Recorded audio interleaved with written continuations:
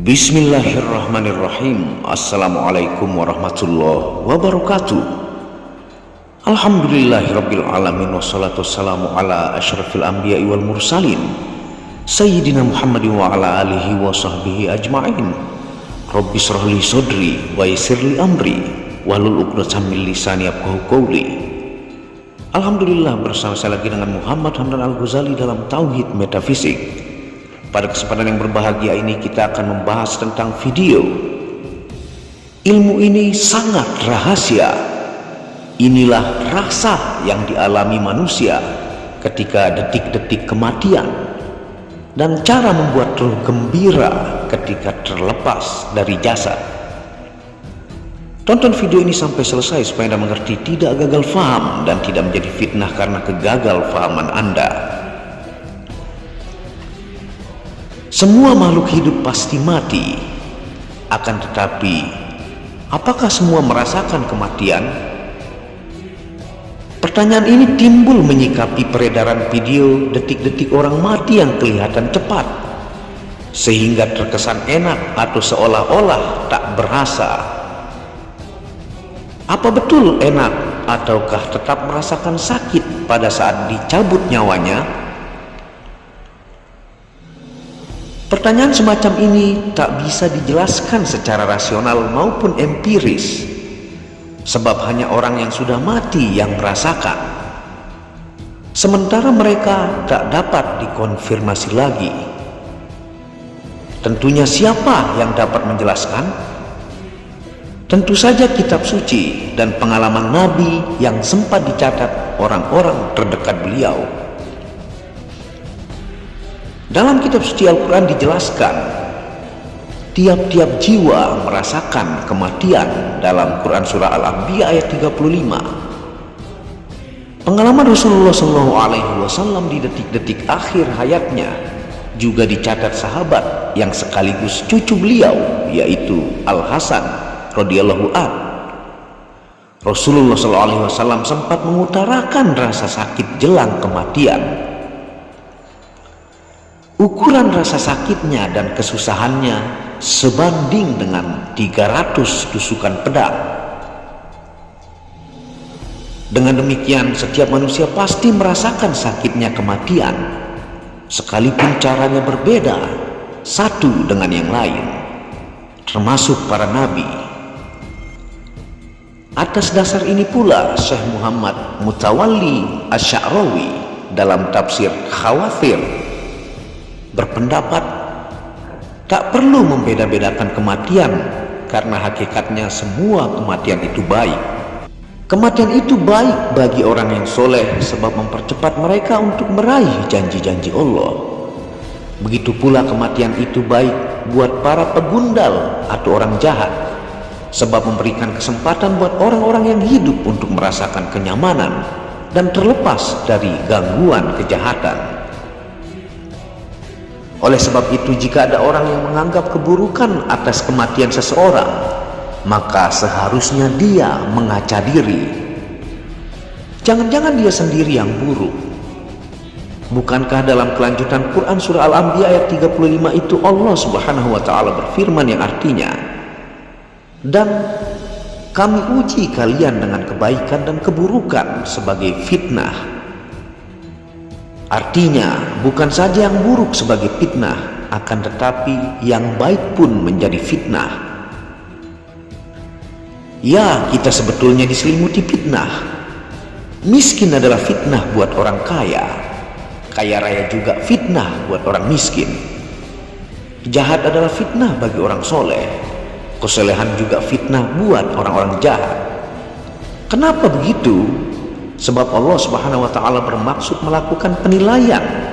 Siapa di antara kita yang sabar dan tabah dengan kondisi dirinya yang mungkin sedang kaya atau sebaliknya sedang miskin, sedang menjadi orang soleh atau sebaliknya sedang menjadi orang jahat. Jadi kalau misalnya menganggap diri kita sebagai orang soleh, lalu ada orang jahat mati dan memvonisnya sebagai golongan biadab, maka pada dasarnya kita belum lulus diuji oleh Allah Subhanahu wa ta'ala. Kenapa begitu?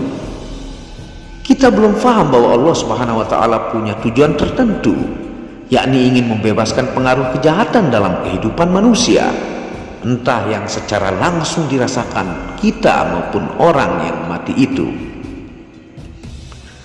Oleh sebab itu, sekiranya ada orang mati yang selama hidupnya banyak melakukan keburukan, kezoliman dan sebagainya, kemudian kita diminta kesaksian, apakah orang mati ini baik? Maka jawablah baik. Sebab dengan kematiannya itu Allah menetapkan jalan yang terbaik untuk yang bersangkutan dan untuk kita yang hidup.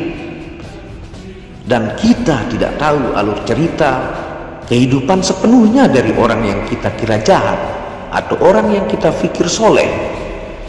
Bisa saja yang kita kira jahat, dia melakukan hal-hal kebaikan yang sering kita tidak lihat, dan sebaliknya. Karena unsur manusia yang selalu ada yin dan yang atau baik dan buruk, hanya Allah lah yang maha tahu semua rahasia kehidupannya dan yang maha berhak menempatkan di tempat yang mana. Setiap manusia pasti akan melewati jalan kematian ini, sebab hakikatnya hidup di dunia adalah perjalanan pulang menuju ke pangkuannya. Manusia milik Allah dan pasti ia akan kembali kepadanya. Manusia lahir ke dunia atas kehendaknya, begitu pula ia meninggalkan dunia juga atas irodohnya. Penentu kematian adalah mutlak Allah Subhanahu wa Ta'ala. Meski demikian, tidak semua manusia siap menghadapi kematian. Bahkan banyak yang berusaha menghindar dari kematian. Andai dibuat polling dengan pertanyaan, apakah Anda siap menghadapi kematian? Maka pasti banyak yang menjawab belum siap. Jika manusia boleh meminta, ia akan minta hidup selama-lamanya di dunia ini. Padahal menghindari dan menyangkal kematian adalah kesia-siaan. Sekuat apapun manusia, kematian pasti akan menghampirinya. Tidak peduli orang alim, orang kaya, orang miskin, pejabat, ataupun rakyat jelata, pasti akan mengalami dan melewati jalan kematian. Lantas bagaimana jika kematian itu menghampiri kita? Apa yang harus kita lakukan menghadapi detik-detik kematian? Dalam kitab Masailul Janaiz karya Kiai Misbah Zainul Mustafa Bangilan Tuban, ini bisa membantu menjawab persoalan cara menghadapi detik-detik kematian tersebut. Dengarkan baik-baik. Kiai Misbah merupakan satu di antara ulama Nusantara yang cukup produktif menulis dan sangat diakui keilmuannya. Beliau menulis kitab berbagai bidang disiplin ilmu keislaman. Kebanyakan karyanya ditulis dalam bahasa Jawa, Arab, Pegon. Karya beliau antara lain tafsir Al-Iqlil, terjemah tafsir Jalalain, terjemah Fathul Mu'in, terjemah Fathul Qorib, terjemah Riyadus Sholihin, terjemah Bulughul Maram, terjemah kitab Hikam, terjemah Alfiyah Ibnu Malik, dan banyak lainnya. Menurut Kiai Misbah, orang yang merasakan tanda-tanda akan datangnya kematian sebisa mungkin berusaha menyibukkan hati dan pikiran akan rahmat Allah Subhanahu wa Ta'ala. Orang tersebut hendaknya berusaha menjaga fokus hati dan pikirannya, mengharap kasihnya dan ampunannya. Selain itu, orang tersebut, pikiran dan hati hendaknya berusaha ridho atas kehendak Allah, yakni datangnya kematian. Jika orang yang sedang menghadapi kematian hanya berpikir akan datangnya rahmat dan ampunan Allah serta ridho akan kehendak Allah, maka ruh akan mudah dan cepat keluar dari jasad. Sebaliknya, jika orang yang sedang menghadapi detik-detik kematian tidak bisa melepaskan pikiran dan hatinya dari hal-hal duniawi, maka ruh akan lama keluar dan tersiksa dari jasadnya. Agar perjalanan ruh menuju kepada Allah menjadi lancar dan mudah, orang yang menghadapi kematian harus membersihkan hatinya dari kesenangan-kesenangan duniawi. Jangan berpikir harta benda, impian yang belum terwujud, anak, istri, kekuasaan, dan kesenangan-kesenangan dunia lainnya. Jika masih berpikir hal-hal tersebut, maka akan menjadi beban dan penghalang perjalanan ruh kembali kepada Sang Khalik. Kiai Misbah berkata, jika muhtador atau orang yang menghadapi detik-detik kematian ridho, rela, legowo, pasrah akan kehendak Allah, yaitu datangnya kematian. Hatinya tidak terbelenggu atau tertambat dengan hal-hal duniawi yang disukainya di dunia. Insya Allah ruh akan keluar dari jasad dengan mudah. Mengapa demikian? Bahwa manusia terdiri dari jasad kasar dan jasad halus. Jasad kasar manusia bisa dilihat dan dirasa oleh panca indera seperti daging, otot, dan tulang. Sedangkan yang dimaksud jasad halus adalah ruh atau nyawa. Keduanya memiliki dunia atau alam tersendiri. Jasad kasar bertempat di alam syahadah atau alamul mulk atau alam materi, yaitu alam yang isinya bisa diraba dan dirasakan dengan panca indera. Singkatnya, jasad kasar bertempat di alam dunia ini. Sedangkan ruh atau nyawa semestinya bertempat di alamul ghaib atau alamul malakut atau kerajaan rohani, alam yang isinya tidak bisa diraba, dirasakan oleh panca indera.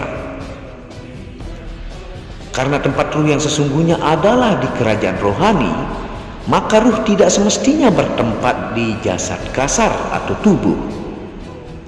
Kemudian ruh bertempat tinggal di jasad kasar itu karena semata-mata tunduk kepada perintah Allah Subhanahu wa Ta'ala.